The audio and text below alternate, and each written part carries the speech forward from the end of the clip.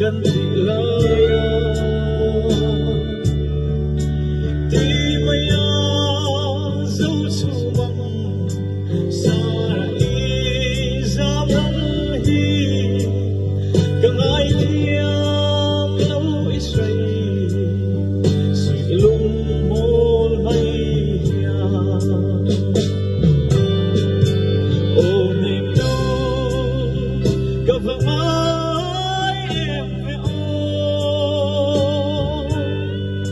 Funzion maya dam su gabang turhi Fule chan vin partinan fule ang in lai thar in pham ai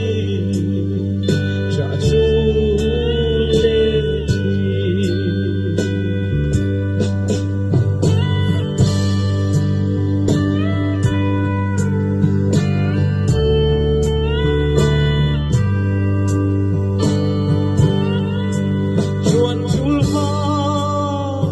thăm hoa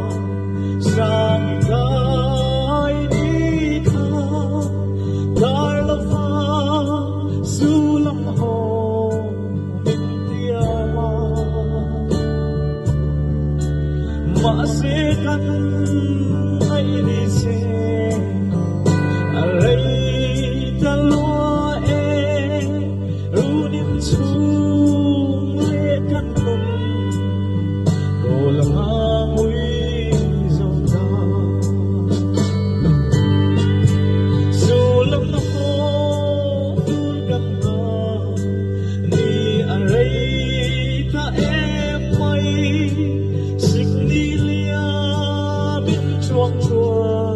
anh vun lệ ta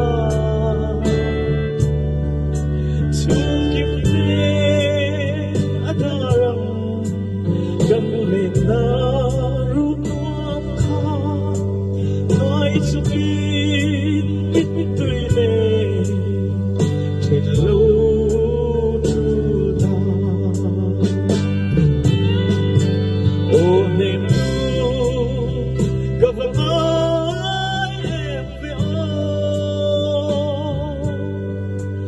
Funzion maya dam su gabang turhi Fule chan vin partinan fule ang in lai thar in pham ai cha chu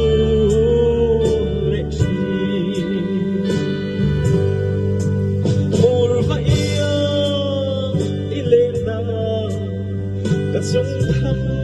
van sawan ilen ruang thêm u âm lên phi đình suy luma vai e bay khôi âm chuan về chim mô min hân thir về chim mô rau lên tali sai sét nê áp cái trôi cái say